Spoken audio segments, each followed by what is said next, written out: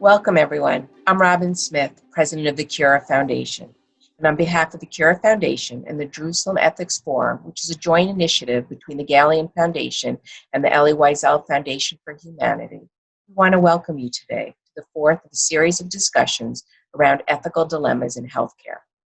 Dr. Max Gomez, a Cura Foundation board member and Emmy-winning senior medical correspondent for CBS 2 New York, will moderate today's discussion on the importance and challenges of disseminating accurate information during COVID. Max, the mic is yours. Thank you, Robin. I'm really pleased to be moderating today's webinar, partly because it is such an important topic, of course. Researchers, scientists, healthcare providers are all racing to develop effective treatments and preventative strategies in the battle against SARS-CoV-2, but also because in this desperate rush to find treatments and vaccines, there's been a flood of unproven, untested, and occasionally slightly wacky things making it into the news and social media. I know as a veteran medical correspondent, I struggle with this almost every day. How do you balance the urgent need for timely information against the measured and deliberate pace of clinical trials, peer review, and publication, especially when thousands are dying daily? The public does need timely, credible, and accurate information, particularly in this fast-moving 24/7 digital age, but not at the expense of safety or false reassurance from things such as incompletely vetted vaccines being distributed to the public. And that's why the Cura Foundation and the Jerusalem Ethics Forum have convened our distinguished panel today to help us navigate this unprecedented and challenging topic. So let me introduce them. First is Dr. Margaret Peggy Hamburg, former Foreign Secretary of the National Academy of Medicine, chair of the Nuclear Threat Initiative's Bioadvisory Group, and former commissioner, of course, of the U.S. Food and Drug Administration. Dr. Eric Rubin, editor-in-chief of the New England Journal of Medicine and adjunct professor of immunology and infectious diseases at the Harvard T.H. Chan School of Public Health. And last but not least, Dr. Michelle Williams, Dean of the Faculty of the Harvard T.H. Chan School of Public Health and Angelopoulos Professor of Public Health and International Development at the Harvard T.H. Chan School of Public Health and the Harvard Kennedy School. Welcome to all of you. A couple of quick housekeeping things. If we have time, we will try to take some questions from our viewers. If you would use your Q&A function there at the bottom of your Zoom screen, that'll work. And we will try to get to that. And also, this is being recorded, and we will provide a link later on. It'll take a little while for us to edit it and process it and so forth, but that's how we're going to disseminate it a little bit further. So why don't we start with Dr. Rubin. Eric, let's start with you. Most physicians and others in the healthcare field have always looked to peer-reviewed medical journals for information based on strong science, statistical precision, and so forth. And your journal is, of course, the gold standard for all of that. But there's this need now to disseminate this information as quickly as possible. Again, as we said, because so many people were being infected and dying. How do you balance this, the need for speed, if you will, with this rigorous peer-reviewed process? How do we balance those two? Oh, I think we're learning, and this is a process for sure. At the beginning, it was quite overwhelming for us. We still worked really hard to get everything out there and use the same sorts of peer review and rigorous processes that we apply to any article to these pieces that we wanted to get out very quickly. But that meant that a lot of people spent nights and weekends working. The editorial staff was really, really stretched. It's gotten better as we've learned how to handle it better, and honestly, as the flood of articles has decreased. But it is a challenge. Having said that, I think it was still manageable, in that we still could uphold similar standards that we would in any other circumstances. Has the time frame from submission to publication gotten shorter? Have you been able to speed that up? Ironically, it was shorter at the beginning than it is right now. And that's largely because a lot of the things that we were publishing at the beginning were more observational and simpler stories, honestly. Now we're getting into the more traditional things that we do, large randomized controlled trials, and they require more care in the retelling and making sure that everything's right. So, in fact, we're a little bit slower now, but not slow by any means. And I think most things we're getting out there, most important things we're getting out there within a couple of weeks of submission. That's pretty good, not bad. Dr. Williams, Michelle, you know, I know you have stressed the importance of data. Data is king. When you refer to COVID-19, as we continue to learn more about the virus and its impact on different communities. But there has been, and it's no surprise, I think, to anybody who's followed this, that a lot of the times the information and even the data are conflicting. So how do policymakers, healthcare providers, people on the front lines figure out which information is actually actionable, that they should actually try to put into use? Wow, thanks, Max. Those are embedded in that are a number of different items. Data is king, and some would say queen. Data is really essential. Really, you know, data are so essential, particularly in this pandemic with a novel virus where we are learning every day. Eric made mention to, it's a process. We're learning every day about this virus, about its dynamics, about its spread, about how you know, the disease manifests across different populations. And, you know, I think early on, we were just behind the curve in really understanding the level of community spread and its impact on vulnerable populations, because we did not have enough information about the dynamics, the spread of the disease, and the particularly vulnerable communities that were being impacted. And without data, we really can't make mount the kind of response that we would need. This was particularly manifest when in healthcare delivery settings, without testing of patients coming in, every patient had to be treated as presumptive positive. And without information around test positive COVID patients, the crush of the demand for personal protective equipment impacted how we manage the supplies, limited supplies of PPEs. You raised the question, Max, about conflicting reports. Mm-hmm. You know, part of the scientific process requires our learning in an iterative process, and it might be that some hypotheses that were put forth based on a very narrow range of data doesn't hold up after we accumulate more information. Right. And so there's going to be inherent in the scientific process of a novel virus like COVID, there's going to be an iterative process where what we might have thought was true in one context isn't true in another. So there has to be an appreciation, an awareness that information evolves as we accumulate more data over time.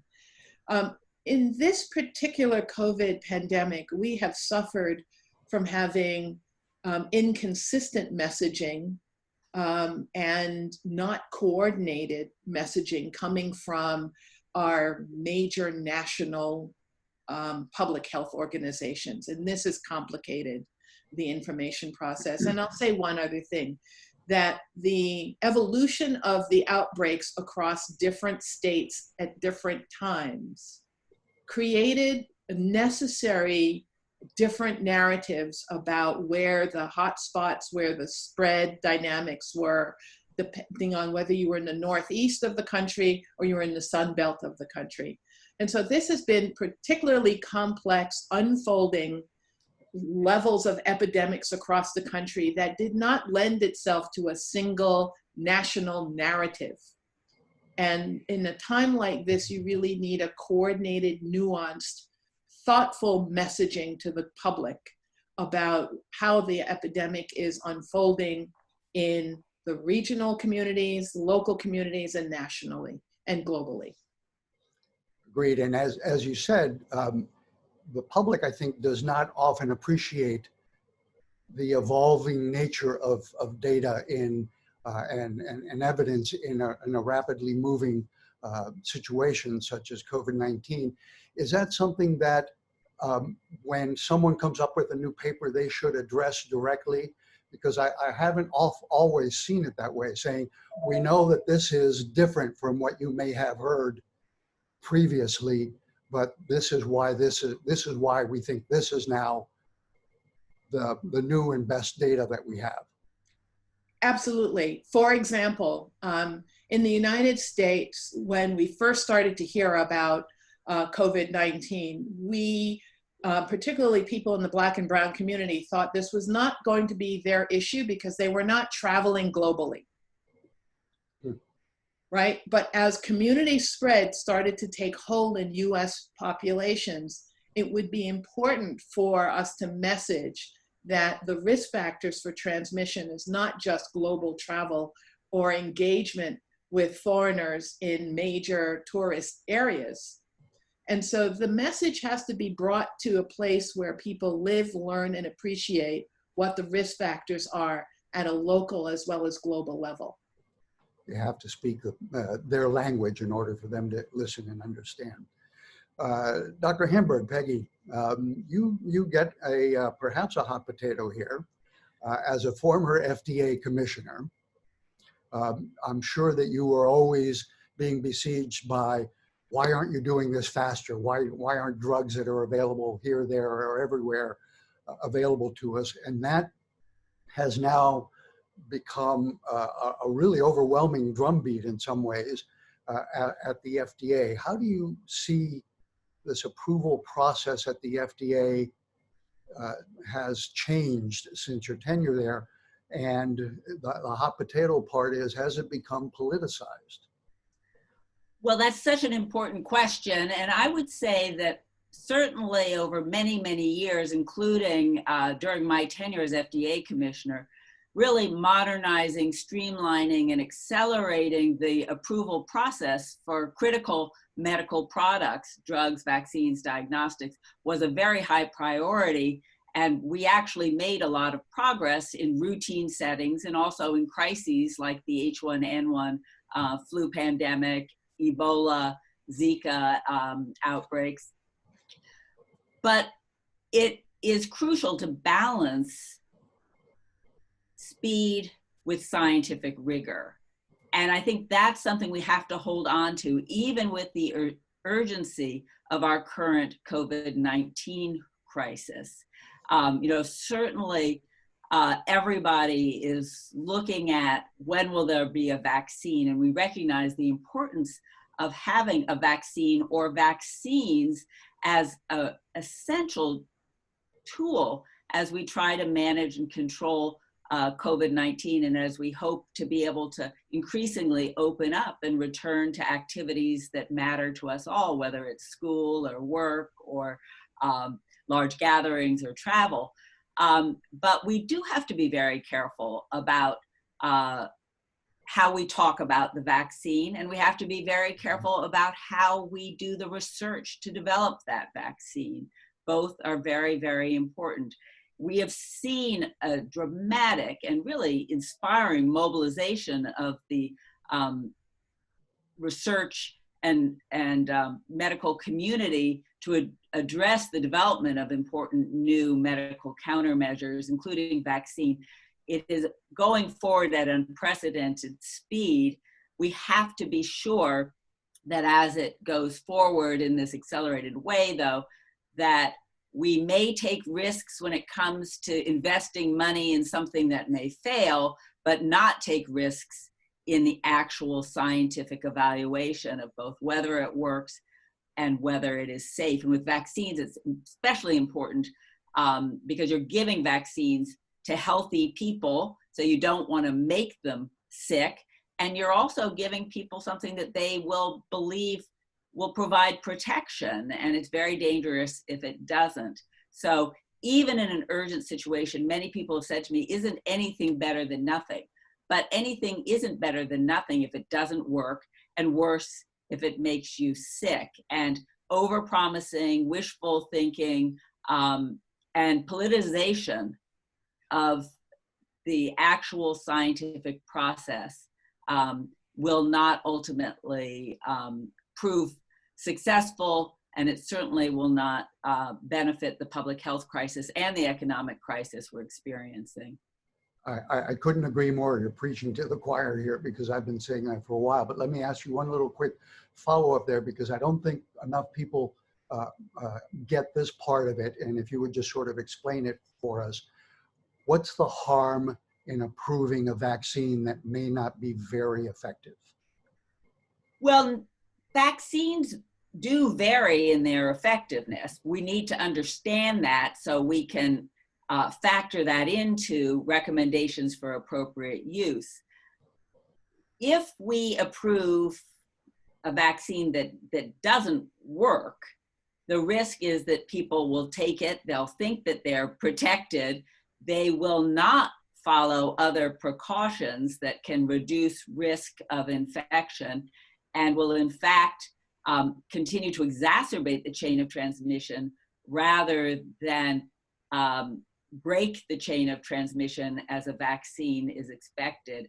I do think it's important that we not oversell what even a good vaccine can offer. You know, first of all,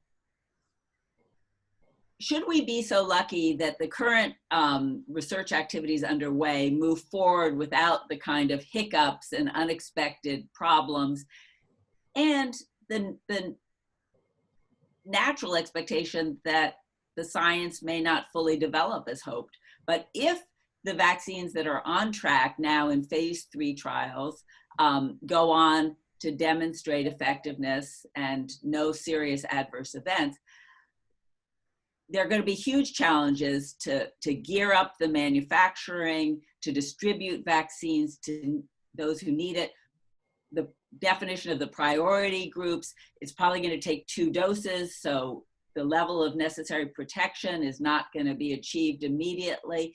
We don't yet know what level of protection will be achieved. It may not be fully protective, but it may still help. And we don't know how long protection may last. So there's a lot of uncertainty still to be delineated. Yeah, exactly. Very complicated. Eric, I think most people in academia, at least, are familiar with the Engelfinger rule. Have you modified that at all? If somebody puts something into the preprint archive, does that disqualify publication? And should journals be held to a different standard during a pandemic? Max, that's a great question. We established a policy actually a while ago, even before I came on as editor-in-chief, that we were going to allow people to post preprints.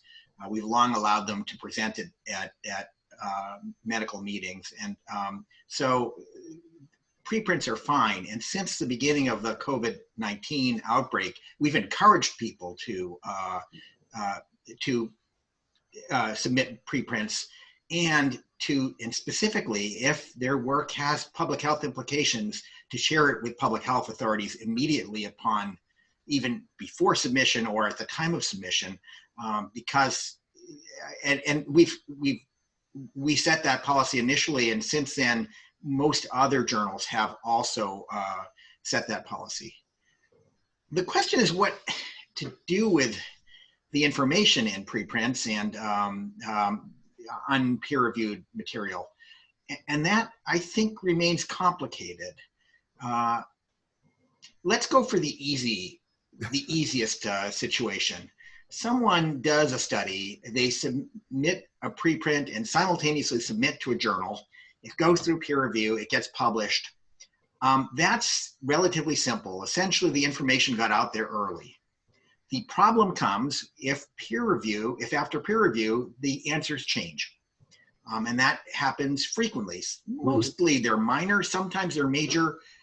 And I can tell you that certainly at our journal, we sometimes work together with the authors to change the conclusion to the opposite of the original conclusion. It's not that rare.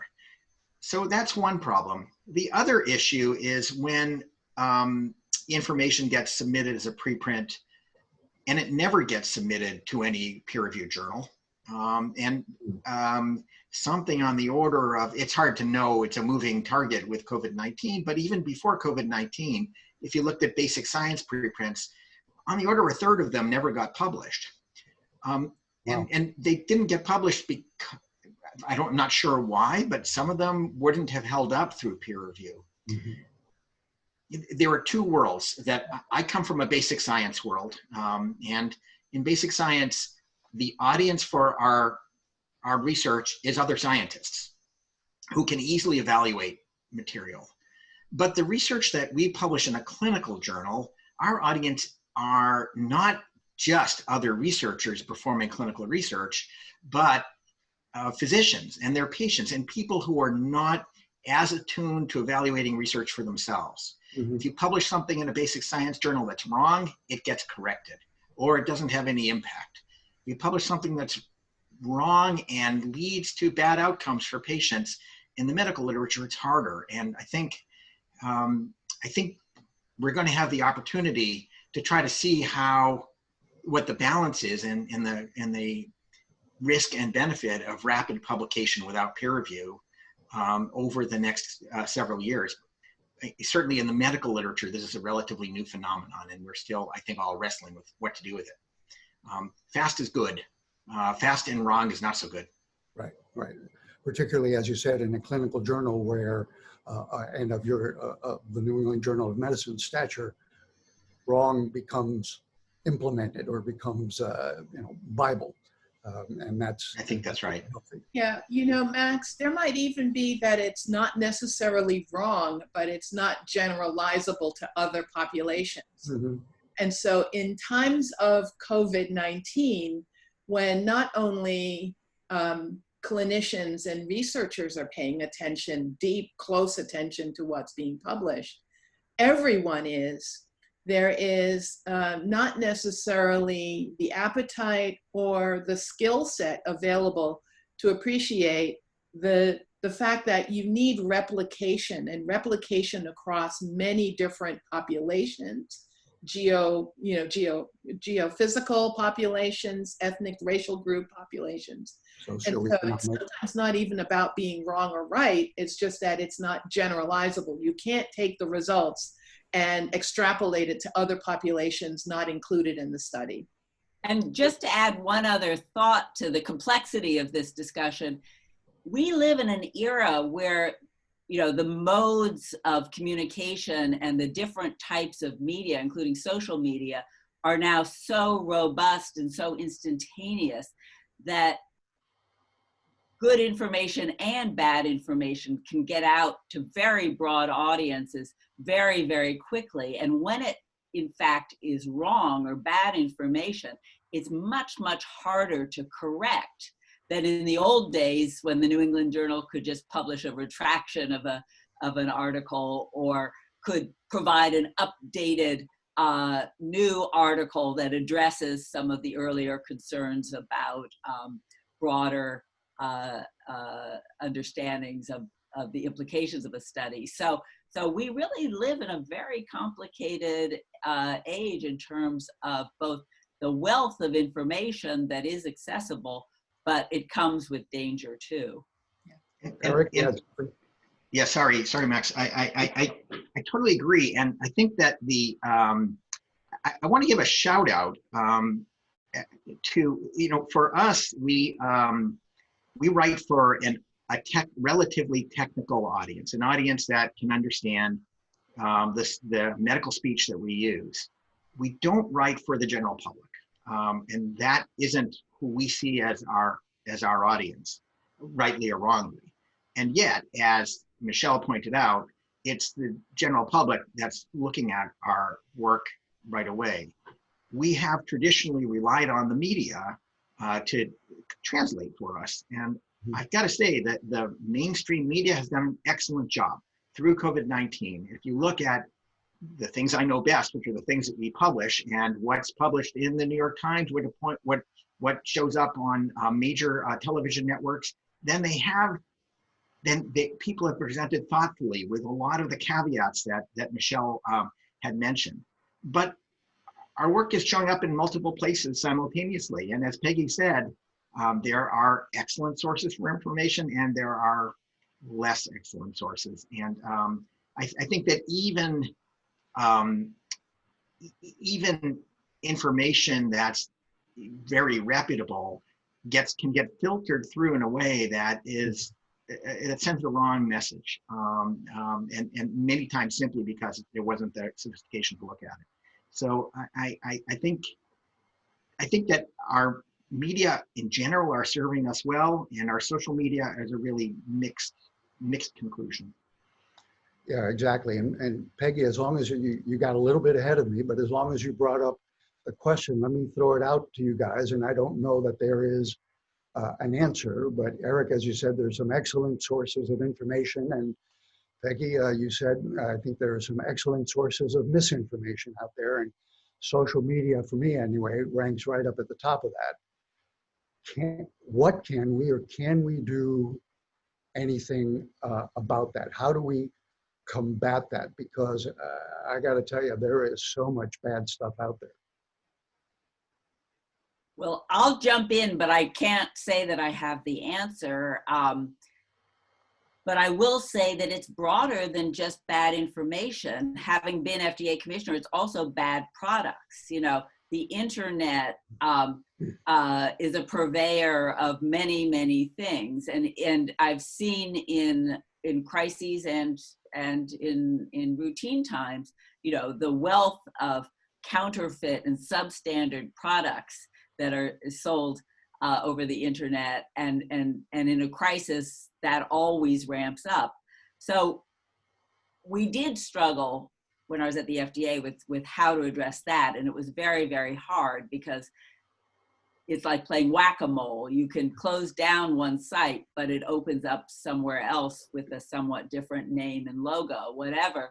And the same is true with all these different information sources. But I think that, you know, first of all, making sure that there are robust sources of good information and providing that to the public and to policymakers so they know what these websites are and which ones, you know, really are accurate, credible, and reliable. And then I think we have to also recognize the background of misinformation and get more and more strategic about how we communicate to try to counter that information. Michelle raised this a bit in her earlier comments. And of course, one area where this is so important is around the anti-vaccination movement and vaccine hesitancy. And there has been over many years now a very targeted effort to discredit vaccines and to distort information about their safety and the real impact they've had on improving health in this country and around the world. Mm-hmm. And that has ramped up during COVID-19, and it's been fueled by some of the concerns around, are we moving too fast? You get a vaccine initiative called Operation Warp Speed, and you start talking about manufacturing vaccine at risk, and it gives all kinds of new tools for the anti-vaccination movement to use. But we should be doing a better job right now talking to the public about the COVID-19 vaccine issue and really trying to reach out, and particularly reach out to communities that we know already are skeptical. So I think there's a lot to be done. And I don't think we're doing an adequate job at the moment. Eric, I want to follow up on something with that in 1 second, but first let me ask Michelle, are some of these social media avenues viable or good ways to reach some of these other communities, particularly communities of color, underserved communities that we're talking about here? Well, yes, Max, you know, social media can be part of the solution to this problem if we work intentionally together. You know, I think about when you really need to reach communities, you're going to have to try through multiple modalities. The message matters, the platform upon which you use to get the message out matters, and the messengers. And, you know, I think as someone I've spent my entire life in academia, and we've mostly talked to other scientists. But what a crisis like COVID does for us is realize that we in academia have to be much, much more intentional in making sure that the public health ready information gets to the populations that need it the most. And that's going to require partnering with people with large megaphones and platforms. And it's going to mean being very thoughtful about messaging in ways that people can really understand the immediacy, the urgency, and the veracity of the information. You know, as we think about what we can do to build better coming out of this, clearly we have to do something to elevate our population's level of health literacy. If we can just get our health literacy levels at a high enough level where some of these more pernicious marketing of harmful products could be identified easily, much more readily than they are currently. So, Eric, that raises a little bit of the question. I know that the New England Journal of Medicine has written opinion pieces and editorials sort of to that point. Is there a stronger or more a higher profile role for not just your journal, but other journals to play in trying to combat some of this misinformation? Because clearly you guys have, the gravitas to do that. Yeah, I think, Max, the answer is perhaps. And I think we have not traditionally seen correcting misinformation in the public space as our role, as opposed to within the professional space. And we're set up to be very careful. That means a little slow too, especially in back and forth. And always to work really hard to get our message right, which isn't the best way to respond to a social media post. Are we the ones equipped to do it well? I think the answer is we should be doing it better. I'm not sure that we're the only answer. I would add, though, that part of the question of what people believe on social media is a leadership question. It's not just the responsibility of a television network to broadcast the right information.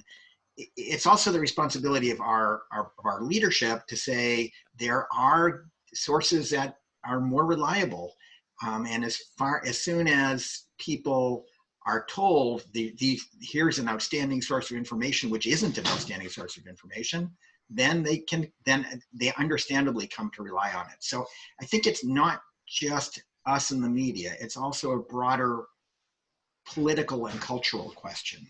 Interesting.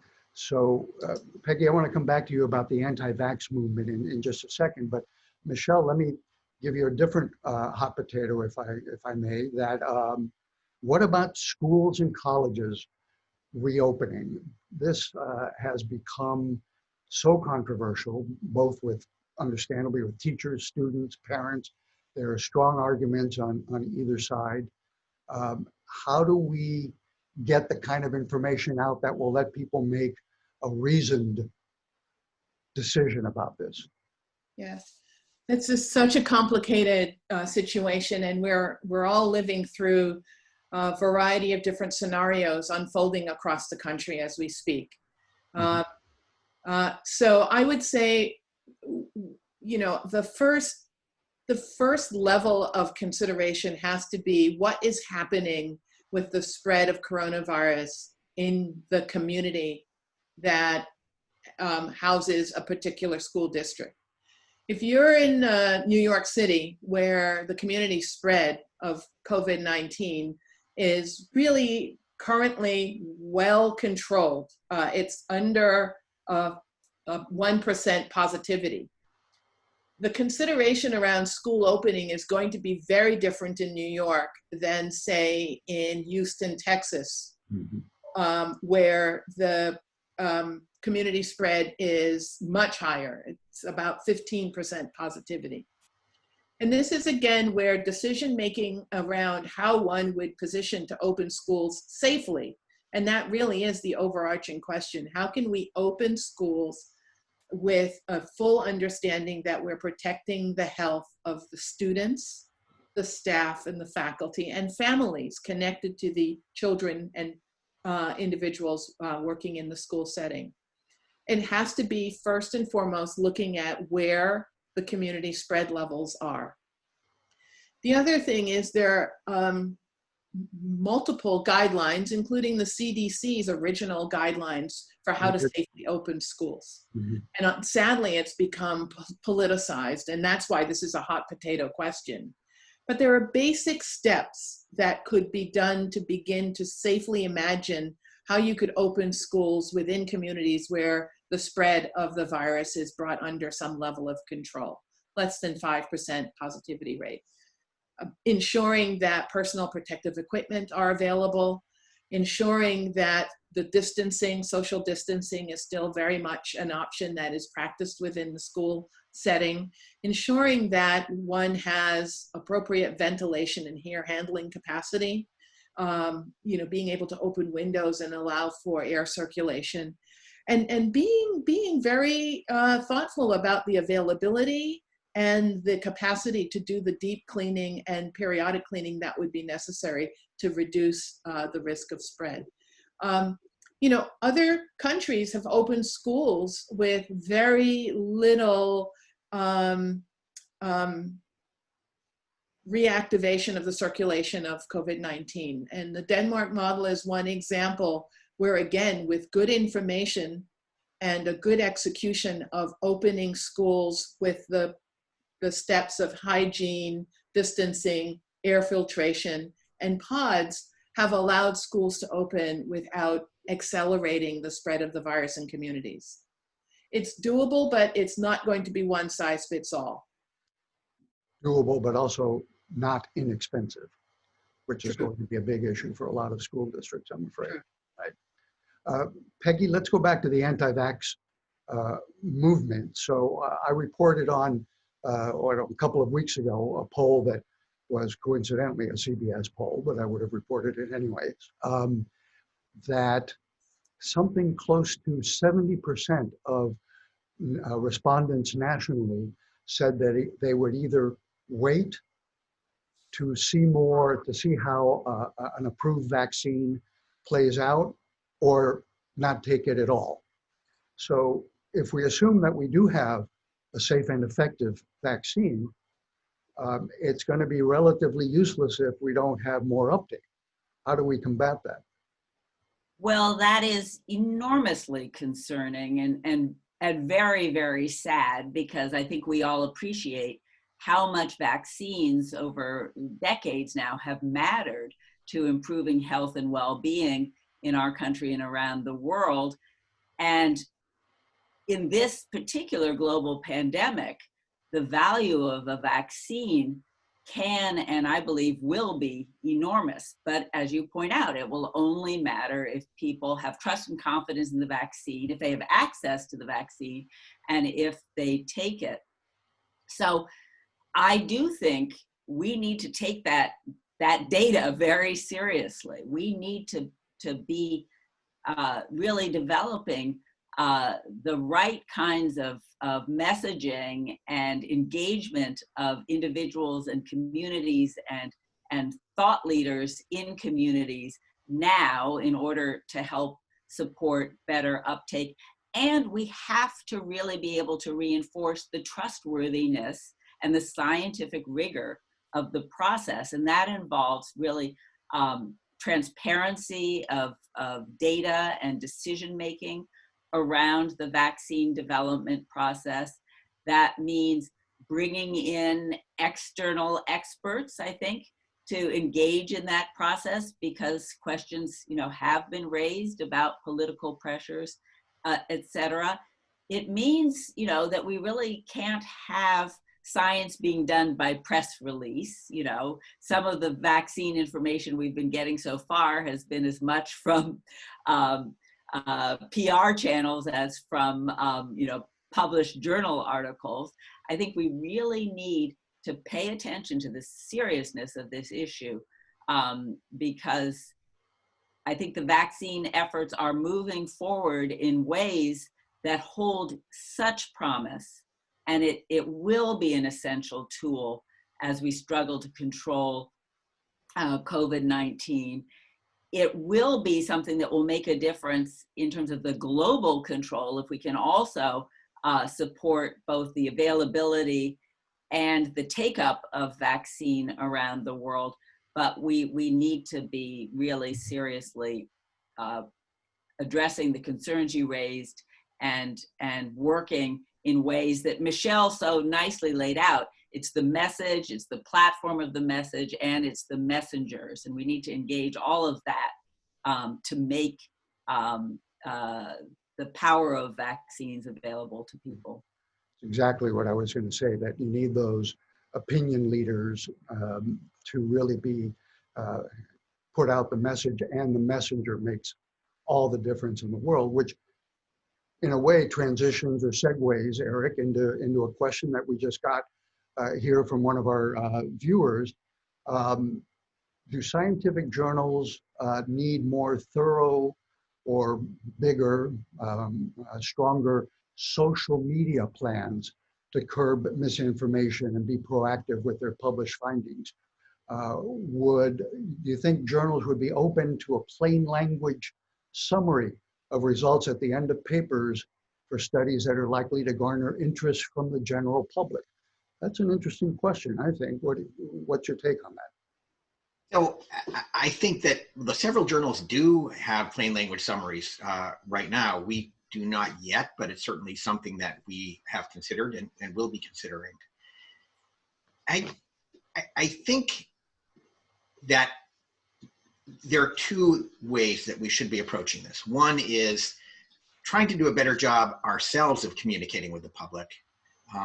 All journals have social media, but they're not directed toward the general public in any way.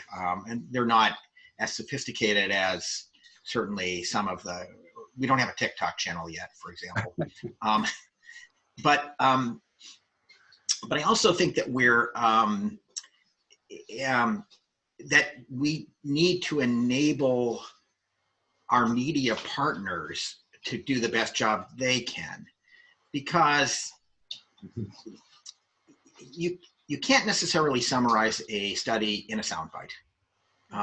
It's very difficult, and the caveats, the limitations, all of those things, they're important in how you understand the study.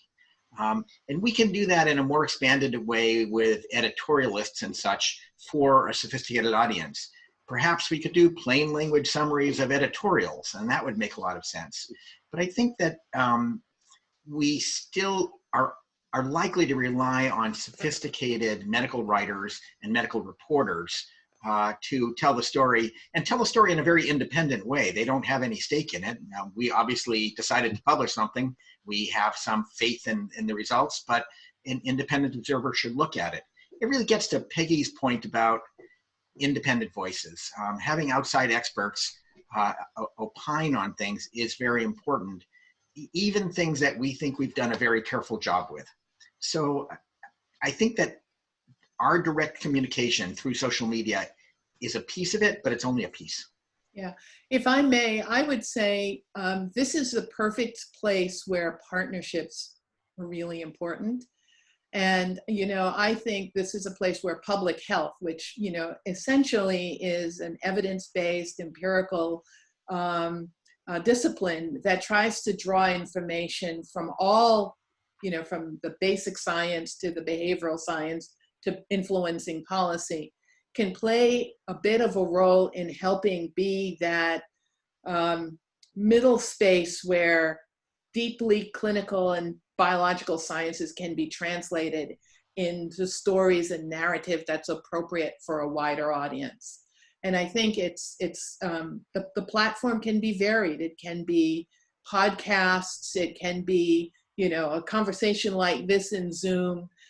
It can be narrative stories that are shared in town halls, but that we bring the best of the science, actionable science and knowledge to a population. It's going to require collaborative effort.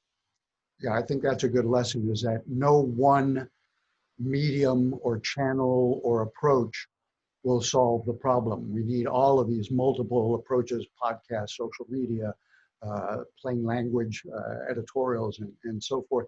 Michelle, does TH Chan have a social media presence? We do have a presence, and I will tell you that presence has grown as we have recognized that health communication, even predating COVID, is a fundamental part for improving and promoting and preserving population health.